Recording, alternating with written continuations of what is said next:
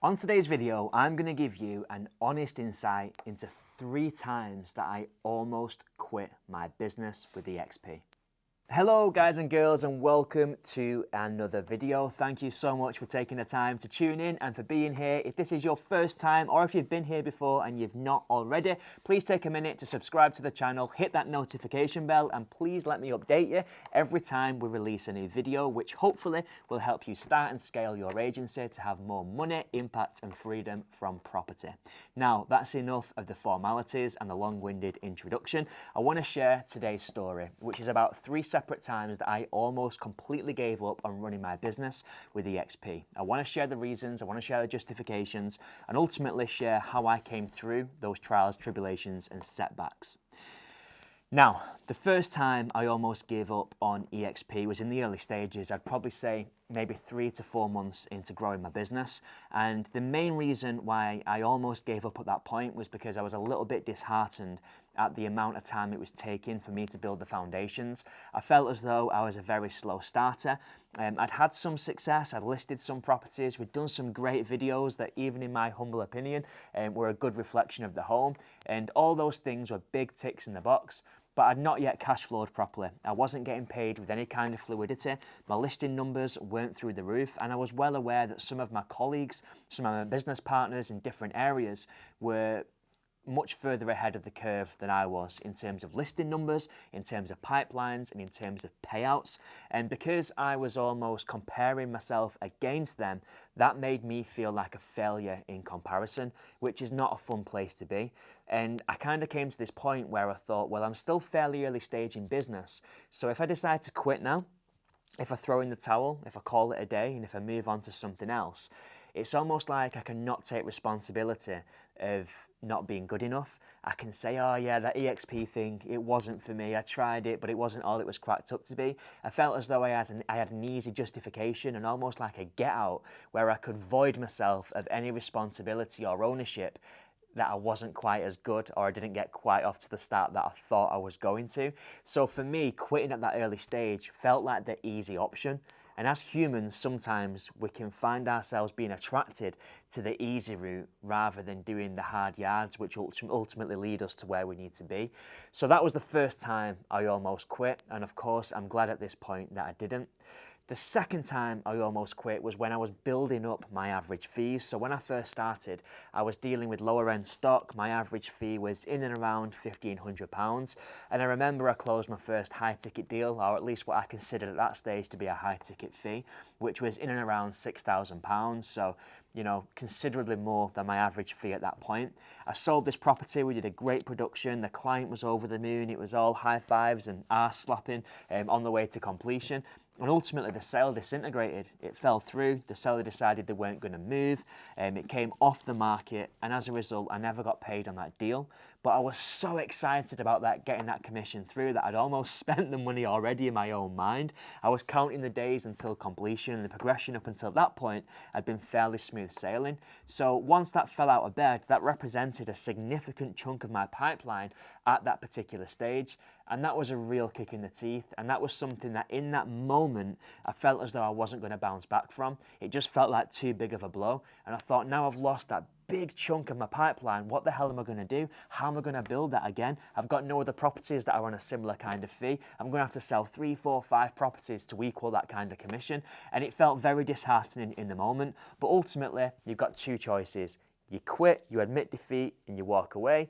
Or you just simply hustle on, you work harder, you get your head down, you continue prospecting, you overcome it and you build from it. And that's exactly what I did.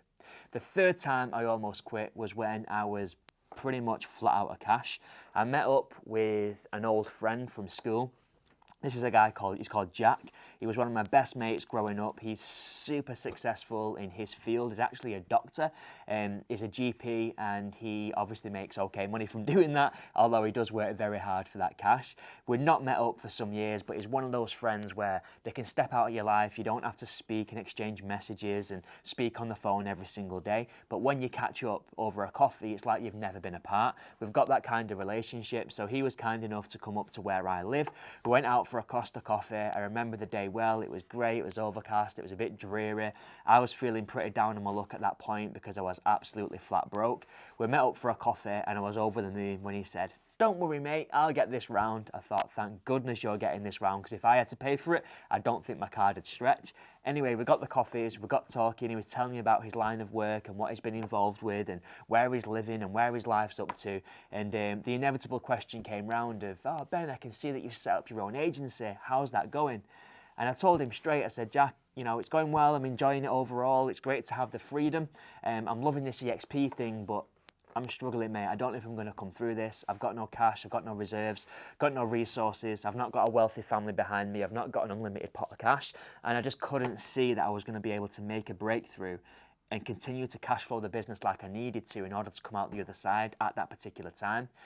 I didn't ask, and I genuinely wasn't hinting, but he said, "Look, mate, let me lend you some cash." I said, no, it's fine. But he absolutely insisted that he was going to lend me some cash for a period of time. He said, "There's no expectation on when I get this back. You don't have to rush. Don't even think about it again. I don't expect any interest or anything like that. I just know that you're going to make this a success." He looked me in the eye and said, "I know who you are as a person. I know what you're capable of. I've seen the content that you've produced. There is not a single doubt in my mind that this is going to work out for you. And when it does, and when you can afford it, when you can comfortably afford it, at that point, you can pay me back the cash." And it kind of almost brought a tear to my eye. In fact, even telling the story now, I kind of put myself back in that coffee shop, and it makes me well up a little bit, because when someone's got that level of confidence in you, where they're willing to put their hand in the pocket, put the money where their mouth is, and back you, that meant so much. And I think that's the first time that had ever happened.